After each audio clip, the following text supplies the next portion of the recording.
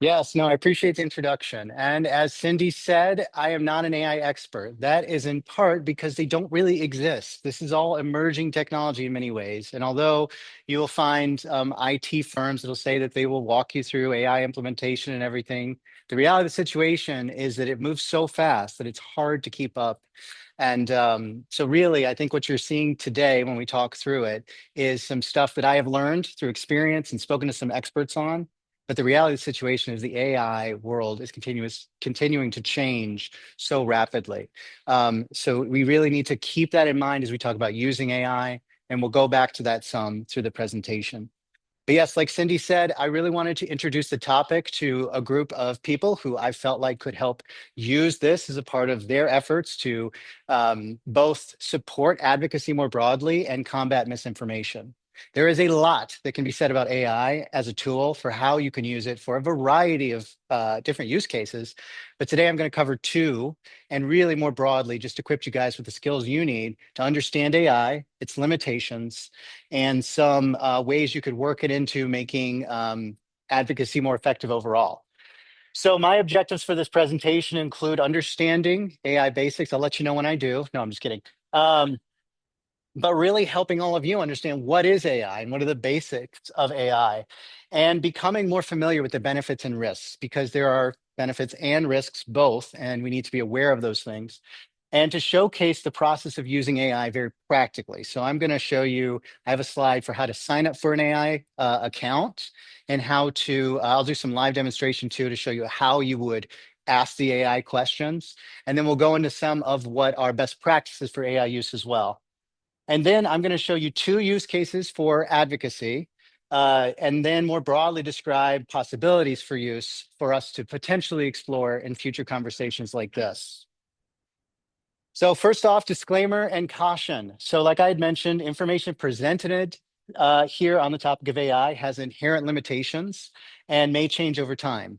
The rules of AI, in a sense, the way that they treat the information that we give the AI, can change at any, a moment's notice. A lot of these tech companies change their policies, and we can become victims of that if we are not informed and not staying, up to date on the information.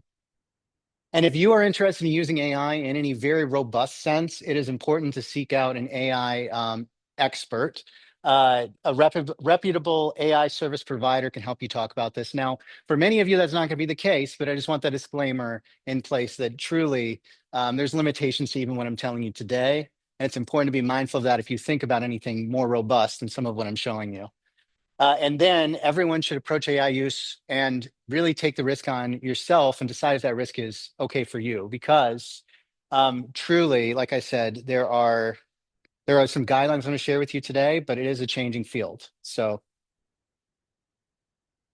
well, let's start with the basics. What is AI? Let's demystify the magic and the magic tricks. So answering what is the question of AI brings us back to statistics class. So I don't know how many of you have ever have taken a statistics class or how long ago that was, but the basics of statistics is probability. It's around this idea of how likely something is. And this is very easy to understand when you're talking about a coin flip, right? Two sides to a coin. So if you flip it, you've got a 50-50% chance, right? The probability it'll land on heads or tails. Well, if you flip it 8 times, or rather 3 coins, so three times of two, that's 2 to the third power, or 8 total combinations. The reason I'm talking to you guys about statistics is because that's what AI is. AI knows absolutely nothing. It is all statistical guesses. And we'll talk more about that in a second. But if you want to think about AI and understand what it's doing and understand the limitations therein, you have to start with this idea that it's doing nothing more than calculating coin flips. The thing is, though, instead of it being coin flips themselves, any combination herein is an example of some kind of quality. So if you were looking, instead of it being tails and heads, it's whether or not this picture is a cat or a dog. It's not actually knowing if the picture is a cat or a dog, or if you ask it about traits about a cat, what the traits of a cat are. It just knows if you use the word cat, there's a statistical likelihood that some of the traits that describe a cat would show up in the response. So all AI is doing is taking guesses and making statistical guesses based on the probability that its answer is correct. And so, really, in the broadest sense, that's what AI is. We call it artificial intelligence, but it knows absolutely nothing. It is nothing more than running a bunch of data through a data training model and making guesses that are statistically more probable to be right than wrong. And so, what it does formally is it takes your response, which we call a prompt, and it uses every word in your prompt to basically compute probabilities to say if the word cat's in there and if it's in the third position and if if you're asking about a mean cat or anything like that, statistically speaking, its response should include X, Y, and Z. And that's AI. It doesn't know a single thing. And because of that, it makes really big mistakes. And we'll talk about that in a little bit. So, how many R's are in the word strawberry? If you had to count them, what would you all think, right? Pretty easy, right, to compute the number of R's in strawberry. There are, in fact, three. But AI does not know this. AI doesn't know what strawberry is. It doesn't even know what the letter R is, really. So if you were to ask AI, how many R's are in the word strawberry? Well, up until they programmed it out, it would say two. There are, in fact, three R's in strawberry for any of those that you're counting. But they asked this of the Facebook AI. They asked it of ChatGPT. They asked it of Claude, which is another really big contender, and all of them said there are two R's in strawberry. And as you prompt it to ask, well, what are you doing? Can you count the letters, et cetera, et cetera? It'll respond to you to basically say, oh yeah, there's two. And oh, I see what you did there. You're thinking it's this, this, this. It's all stats. It has no possession of any knowledge. And so when you talk to AI, as much as it looks like a person or may act like a person or give you information, it is only as good as the model that it was, or the information was used to train. So how does it get this answer? I mean, certainly in the information that it was trained on, somebody said that there were three R's in strawberry. But what's happening is it's doing a math equation and it's saying it's statistically more likely that there are two R's in the word strawberry than three. And so that is really, in a very broad sense, what AI is and what it's not. So, with that in mind, let's talk about some of the benefits of AI and the risk points associated with it. Well, the first big risk point we want to talk about right now is, I mean, if you look at the inauguration of Donald J. Trump, we have all of the major heads of the AI, companies, you could say, sitting behind him, right?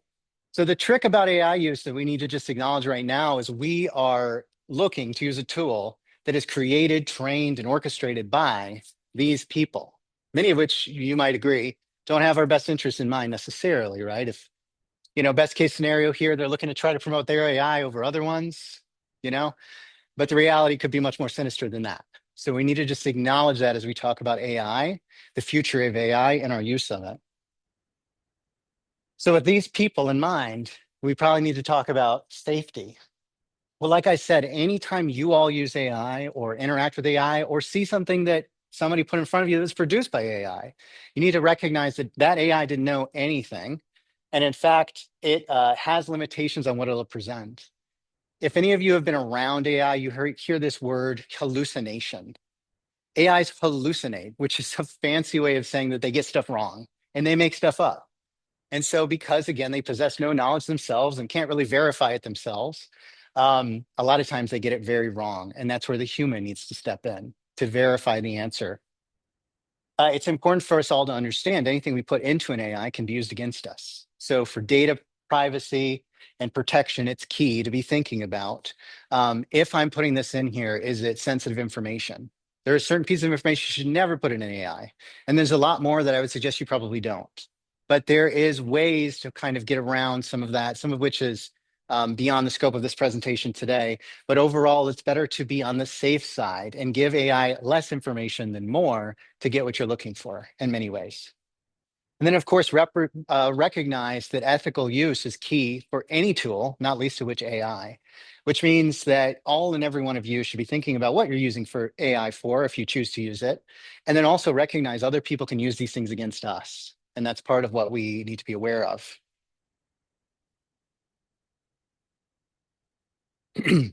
So with that said, there are some guiding principles I want to share with you all around AI use. So these are AI use that circulate a lot in the business community, but I think it's true for all of us too. The first thing is you need to be thinking about intellectual property and proprietary information. Now, for a private user, that could be, information on you and your family and the rest, right? It can also be for somebody like Invisible, this group here, anything that we are unique, right, and have been creating, anything that we're creating that we're using in AI, unless you're telling the model not to train on it, can become a part of the general model, meaning other people have access to it too. So if there's some competitive advantage, some thing that you are wanting to keep to yourself, just recognize if you're putting in an AI, it is available in that training model for every other user of AI, unless you tell it not to train on it. We'll talk a little bit about that on a future slide. Also recognize, again, because of the limitations of AI, it's key that if you have an output from AI, you need to verify its credibility and its accuracy. So first off, if you're using AI for something and you don't have really an understanding of that concept to begin with, like let's say you ask it to create a menu for your restaurant that doesn't include or includes all these dietary restrictions, but you're not really sure what those dietary restrictions might be, like what gluten-free is, recognize it'll give you the impression that it does. But unless you do, you're not gonna be able to catch where it had misunderstood something and hallucinated. So the idea is a lot of times you should think of AI more broadly as your support partner, but not a replacement for yourself or other knowledgeable resources. And don't use AI for decision making. So, this again, more broad for business, but in general, if there's a decision you're trying to make, use it to try to understand the options, but ultimately you have to be in the driver's seat.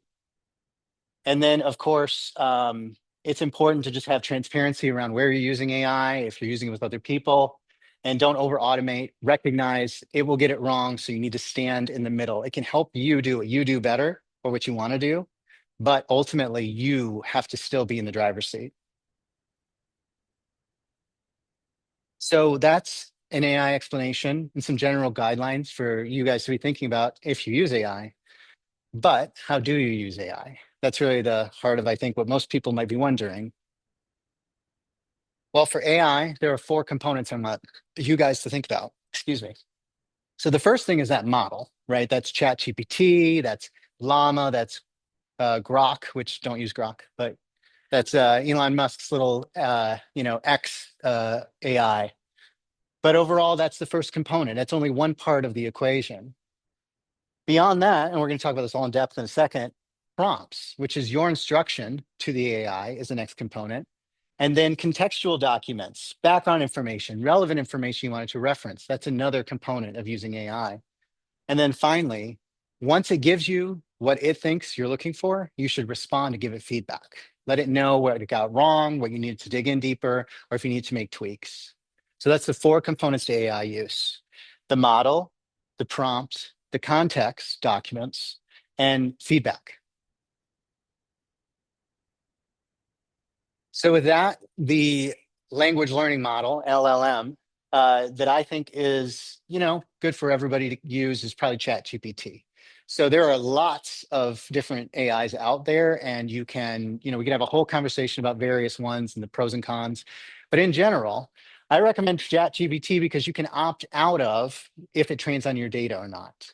So if you go online and create a ChatGPT account, you can follow these instructions and go to the privacy portal and say, do not train on my data. What this does is it means that if you ask it a prompt or give it instructions or give it materials, you are taking away permission from the company to take that stuff you sent it and incorporate it into the general training of the model. That's what you don't want, right? You don't want your information to become a part of the model and its ability to reason overall. You want to be able to use it, but not be used by it. So we can walk through this in more depth, but in general, you've got some instructions on the screen and I can help people get through it. But in general, you're looking to try to tell the model, don't train on my data.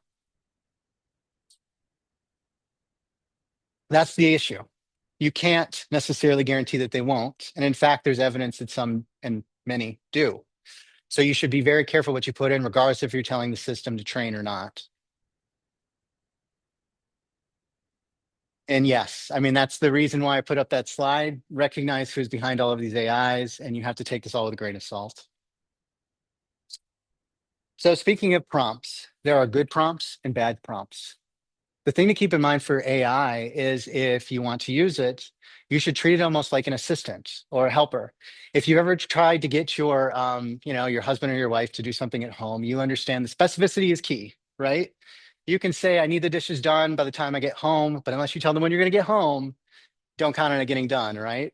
So it's key to always remember when you're working with AI and you're giving it instructions and you're asking it to do tasks for you that you have to be specific and clear and give it an understanding of what you're looking for.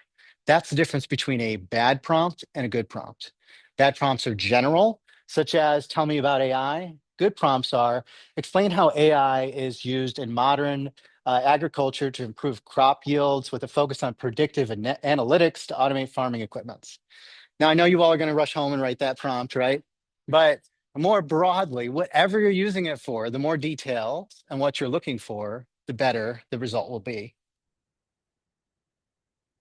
So this is a slide I included that I'm not going to go over, but this is generally a resource. So this is all different kinds of things that you can put into your prompt to help you get the most out of it.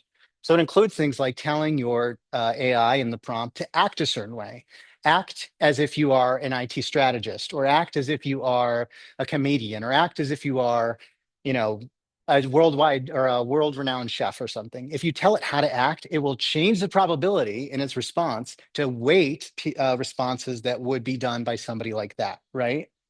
So you can tell it who to be, you can tell it what you want, you can give it understandings of your objectives, you can tell it who the audience is. You can use open-ended questions that you are wondering about, and it will respond to that before it gives you the response. So you can say, I'm torn between these two options, give me two, or I'm not really sure what I need, but I know, whatever it could be. You can even ask it questions within the prompt. And you should encourage it to think critically, because sometimes it won't. It'll give you the easy answer. Define the output, give feedback. All of these are things that you can take home when you look at the slides and reference. But in a really basic sense, what you want to do is you want to tell it what the goal is. You want to give it some context. Why do you need it? Who's involved? Give it some sources if you want it to reference something, and tell it what the expectations are. I want a one-page document that explains this. I need it to be bullet list. Those are some of what you could give it in terms of instructions.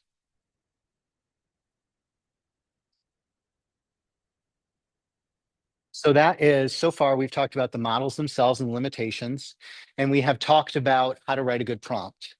So the next piece is context. So if you are asking it to, for example, write a letter to your representative, and you want it to include a specific point, a new article or something that you've seen, share the article, share the talking points, share the documents you want them to reference. That context will be useful and it'll incorporate that in there. If you want it to look a certain way, if you want it to include a certain voice, if you want it to use your voice, then you have to give it an example of what that means. And so you can use any kind of context document. You can use previous writing samples, links to web pages, documents that you want to attach, and just you can even tell it more about yourself, which under certain circumstances is not necessarily a bad thing. If you have military experience in your background, you may want to tell the AI that we want to take the stance of a former serviceman or something in its prompt as you write a letter to Senator Tillis or whoever, right? You want to incorporate pieces of information that you feel comfortable sharing with it, and it will help drive the result. So that's the model, that's the prompt, and that's context. So then feedback. Whatever comes out of the system, you're going to be needing to evaluate and give it more feedback on. Sometimes it won't be long enough. Sometimes it'll be too long. And you can just tell it that and it'll respond to you. You can tell it what you like and what you don't like. I don't really like the stance you're taking here. I really prefer that. Just think about it as if it's your assistant. If you've ever been in a management role, you know that you have to train up your other people you're working with and give them perspective and feedback about your preferences. It's the same with AI. Make sure that you tell it what it is that it's missing the mark on, and it will incorporate that into the second draft. I'm not going to go too far into this, but the one thing I want to mention about AI, if you're using it, is sometimes you can confuse it. So if you are using AI and you're trying to give it a really detailed prompt with a lot of examples, it may not actually get you what you want. The better thing to do might be to break it down into steps. And that's one of the things I'm going to share with you all in a little bit for one of the two use cases. Instead of thinking about the end goal and giving it one prompt to help you write a letter to the senator, you may want to write 5 prompts, one to help you research, one to help clarify your points, one to write a draft, one to look for any biases in your draft, and one maybe to help it take maybe a holiday approach to connect it to a holiday or something. Whatever you want to do, sometimes it's easier to do it in 5 prompts than one. And that's the idea of prompt chaining, which is to say you're working together with your assistant and you may have to make several passes.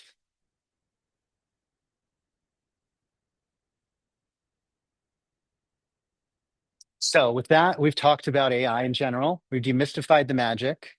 We've talked about some of the components of using AI. And I think we can maybe start, right? We can dig into what is AI in a practical sense. With that, I've got 2 use cases to show you guys today. So the first one is responding to Facebook posts. It's a little fun, right? Sometimes, obviously, you're seeing stuff and you're not really sure how to address it, right? On Facebook or wherever else. And you're like, I know I'm gonna write back to this, but it's going to take me an hour just to figure out what. And that's a perfect use case for AI. I mean, it's so low risk just to throw the post into AI, throw the text, depersonalize it, of course, pull off people's names and everything. But say somebody wrote this and I'm not sure what to do. Give me some pointers, and it'll help you do that. The second use case is really writing a letter to the editor. So that's another big use case for AI. In general, the category of helping you make yourself heard, I think is a great way to use AI. And so we'll talk about that one in a bit. But yes, those are, and in general, I forgot to mention this one because I didn't prepare a example for this, but this is a whole nother training potentially in itself. But you can use AI to help you research and improve your points, find facts, and consolidate them concisely as a part of your letter writing or anything else you may want to do. Let's dive into Facebook. From clapbacks to flooding the zone. That's my cute little picture. All right, so let's say you see something on Facebook that you want to write back to. It's really eating you up, and you want to do it, but you don't want to spend your whole day doing it. Well, one thing you could do is write a very simple prompt to take what you saw and help you respond to it more effectively. So in this case, I wrote this prompt. I said, hey, chat, because I like to be nice to the robots for when they take over. One of my friends posted this to Facebook. First, reveal any biases he may have in his post. Secondly, share any advice you have on how to change his mind and speak to his values, right? Third, help me respond and disagree while talking about the importance of qualifications, because that's where I wanted to weight it, right? I want my post to be about qualifications. So here's the post. I should have started in reverse because you guys would have probably liked that better. But here's the post. So we got Pete here as a warrior and a patriot. He excelled when his country set him in harm's way. He has human frailties, frailties like many people that have been in combat. When I compare him to Bill Clinton, who is a womanizer, who was reelected, or President Trump, who was multiple marriages but still reelected, I see a similar human being. He hasn't committed murder or been accused of being a communist. What he does know, a strong military will keep us safe and secure. Confirm him ASAP. And I want to disagree with that guy, right? Right. So what I did is I wrote that post or that prompt that you saw above. Step 1, biases. So here's what ChatGPT responded with. So the first one, well, there's a bias here around appealing to patriotism. We're framing Pete's military service. We're framing the whole argument in his military service, implying that his past as a soldier makes him qualified for this new role, as if that was enough, right? There's Kevin Troll speaking. Minimalization of character issues. The post acknowledges his human frailties, but argues that similar flaws exist in other public figures, implying that they should not be disqualifying. And we've got 3 other examples here as well. But as you can tell, right, like if you want to write back to your friend, the first thing you might want to do is try to pick apart the argument. And ChatGPT can help you do that. It can help slice and dice and reveal to you some of where maybe his argument's weakest. It can do the same for you. as you are writing back to people, you can send it in here again, depersonalizing anything you don't want to share, and ask it for, what does it think about your post? What blind spots do you have? How can you be more effective? And that's a very good use case. If you're looking to convince, why not have ChatGPT on your side? And again, I want to convince the guy. So I want to talk to him in terms that match him. So it responded with the second prompt around his values, saying that they being ChatGPT, it's they because it's not a him or her or anything else. It's just a plurality of like different words, all probability, right? So acknowledging his patriotism is what ChatGPT recommends. If we're going to change this guy's mind, we can't take maybe issue with his first point, right? So, but stress, military service alone does not automatically make you qualified for a role requiring specific expertise and at what scale, right? Emphasize effectiveness over ideology. That's its advice to me. Find common ground on past disappointments. Introduce the idea that high standards benefit everyone. This is Chat's advice on how I might be able to meet this guy where he's at. And because I didn't want to stop there, I asked it to help me write the post. So it did. It waited because I asked it to help me understand the arguments and help me think about how to meet him where he's at. And I didn't just say, help me write response to this. I tried to do it bit by bit. It's going to take the results of the first two parts of this and incorporate it into the third. So now everything it highlighted for me on the first two about his biases and advice on how to connect with him is incorporated into his response or my response to him. You know, I appreciate his service and the sacrifices he made for the country. No one should dismiss that. But military experience alone doesn't automatically qualify someone for a leadership role in the government. We need leaders who not only support a strong military, but also understand the complexities of modern defense, alliances, and long term strategy. Personal flaws are one thing, but qualifications and effectiveness are another. Just because past leaders have had personal shortcomings doesn't mean we should lower the bar for public service. Should we expect the best people in leadership, not just those who share our values, but those with the right expertise to execute them effectively? Blindly confirming somebody because they align with our beliefs on one issue can have unintended consequences. Instead of rushing confirmation, let's make sure Head Seth is truly the best person for the job. Patriotism isn't about toughness, it's about making wise decisions for a country. So again, tying it to patriotism, right? Because that was what mattered to this guy, right? More than anything else. I know this guy. And now it is chat. So again, it's kind of laughable. We're talking about using AI to help us with Facebook posts, right? But at the same time, I mean, think about if you could have an assistant to help you really get that head start, to get that draft started, to pick apart and look for where the arguments might be weakest, to look for evidence where there might be conflicting evidence, to help you understand what biases you may have as you present this information to people, and to state it in terms, right? Because all of us write differently, that might connect with the audience, right? Like that in itself is an art. As anybody who writes as a profession will tell you, changing your tone to fit the audience is key, and ChatGPT will help you do it. So what about something maybe a little bit more serious? Letters to the editor. So for this, I'm going to take a 5-step approach, doing that chat or prompt chaining. Really, that's the idea. Instead of making one post to help me do this whole thing, to say, help me write a letter to my editor, I'm going to do 5 different prompts to help me out. The first one is defining the purpose. So I want to clarify the main message I'm trying to get across before I start the draft. So I tell them I want to write a letter to the editor for this publication about this topic. The main point I want to make is this. The tone should be this. Can you help me refine my argument? And then it will let you know, hey, here you go. Here's my advice to you. And then you can follow up using that feedback step I was talking about to say, can you summarize my argument in one clear and compelling sentence so I understand it, so that I have something for you, ChatGPT, to reference as we write together. And that can help you ensure that your letter has a strong thesis, right? Well, next, I don't want to just clarify my point. I want to think about the audience.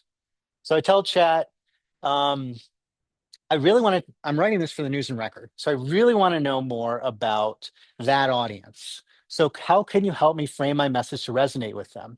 You can ask it about the publication. You can even share links to the publication. You can ask it to reference who the audience is, what they tend to value, what other articles tend to value. And overall, you can get closer to matching your message to the audience to maximize impact. All right. And now it's time to draft. Now that you got your point clear, you've got your audience in mind, you can ask it to help you draft the letter. You can say, give me a 150 to 200 word letter to the editor for the Greensboro News and Record on this topic. This letter should be concise, persuasive, reflect the values of the local audience. All of that will have come through from the second prompt if you're doing this in a chain. Make sure it includes a strong opening and a compelling argument and a clear call to action. Also, share with it what your bullet point might be, your list of these are the points I want to make, this is who I want to write as. Tell it all that and it'll produce a first draft for you. And when it comes back, giving it feedback, you can say, can you make this more concise and powerful? Can you make it a stronger tone, a more neutral tone, a more emotional tone, any of the above? And write it to be more personal, more of a storytelling format. All of these are prompts after you get the first couple of prompts done that you can ask it again to help you refine your draft. And then you've got your draft and it's staring at you, but you're like, I really want to make sure this hits the mark. I want to understand, how can I strengthen my argument? How can I make sure that I can really convince the people, the readers, and make sure that I'm not leaving anything on the table? Well, ask with your draft, there in chat, are there any weak points in my argument? How can I make this stronger? Can you suggest a fact, statistic, or historic example to support my argument? What are common counter arguments and how can I address them concisely? Let's work that in, right? Or in my case, how can I just come up with a cheesy dad joke to really sprinkle in there? So, and finally, you've done all of that. You have all of that information ahead of you, and now you want to make sure that you personalize it into a final review. You can ask chat to look to see if you want to make it a little bit more concise. If you see it, you want to ask it about grammar, you want to ask it about format. And here's one that I like here too, which is to say, if you've done this work once, you want to multiply the impact. So ask it to write another letter for another publication. Have it do that 3 or 4 more times and send the same letter to 4 or 5 different places, right? And take the one activity that you were spending all that time doing and turn it into something you can send all over the place, right? That's the idea of these chat, GPT, and AI-driven processes. It's really to maximize what's already in your head, what you as a writer, you as an individual value, and what you want to help communicate to people who it might be difficult for you to sit down, whether it's on Facebook or letter to the editor, and think about how am I going to deliver this impactfully to them? That's what these tools can be used for. So with that in mind, I do want to share one other thing, and then we can do some live demonstration for anybody that's curious. But if you are curious about using AI, but you don't necessarily want to open a ChatGPT account, there's things like ResistBot. So ResistBot it's a robot that you can text. And in doing so, just like ChatGPT, you can text back and forth with it and give it instructions, and it can help turn your texts into faxes, postal mail, or emails to your representatives. So this is a nice little tool. It's not obviously run by Sam Altman at OpenAI or Elon Musk or any of the rest of them. So maybe there's something there. It's not as flexible and powerful as if you were doing this yourself using ChatGPT, but hey, maybe if you want to dabble, this is the way to go. Well, that's the training. So, I can jump into ChatGPT and show you guys some examples if you're curious at all, but that's just some of the high marks I wanted to hit to make sure you understood the benefits and limitations and how to use it. Any questions or anything you guys want to see me live demo? All right, but so at any rate, you can't really see it very well, but I wrote a very simple prompt to say, tell me about regulations using a drone in North Carolina, sharing any references so I can verify that information. And so what I did is it summarized the difference between recreational use and commercial use.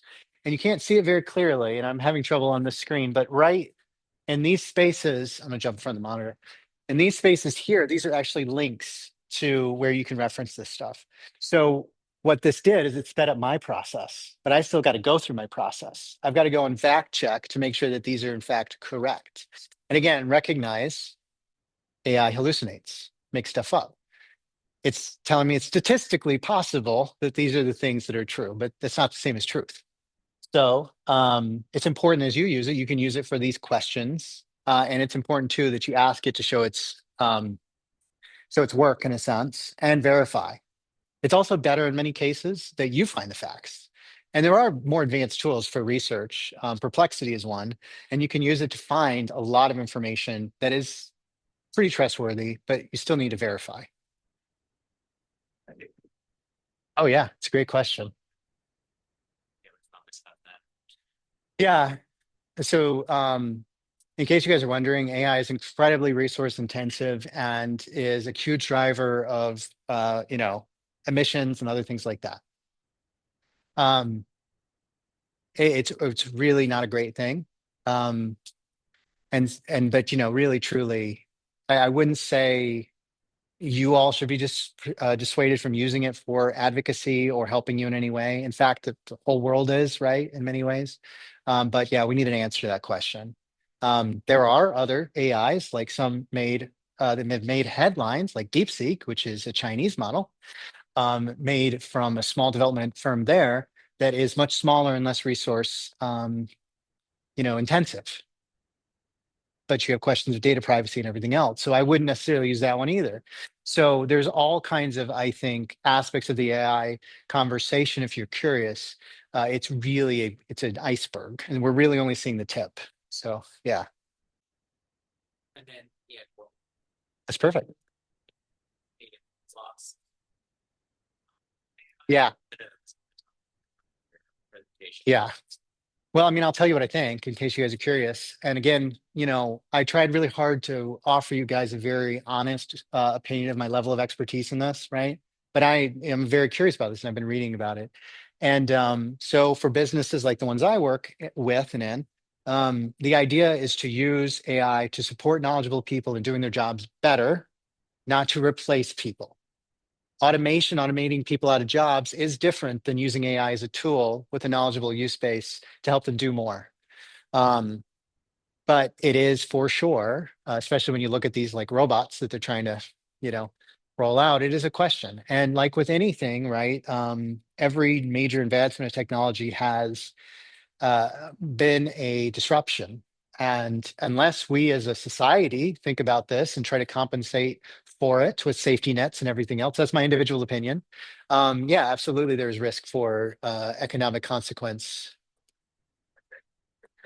Yeah. So that's a great question. I probably should have addressed that. Why paid versus free? So most of these have free. And when you're using anything free, you're the product, right? But that aside, the other thing they're trying to sell you is more advanced models. So some of what I'm showing you, if I was doing it and we were running it through a series of prompts, um, I'm at a higher model than a free user would be. So the complexity of my prompts, the response characters, the limitations are fewer. So that's the other reason to pay is that you get more horsepower in a sense. Yeah. Anybody else? Does anybody have something weird that you want to ask AI? Hey, Jack, can you tell me everything about the Gulf of Mexico? See what it comes back with. It said, hey, Jack.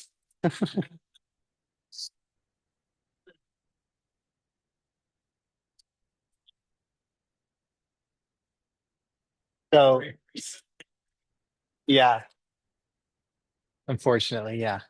So, I mean, again, like I said, I mean, this is a tool that people are using now. And so I have a hard time opting out of it entirely. But I do think it's one of those things, if it can help you do what you want to do a little bit better, it's worth maybe exploring.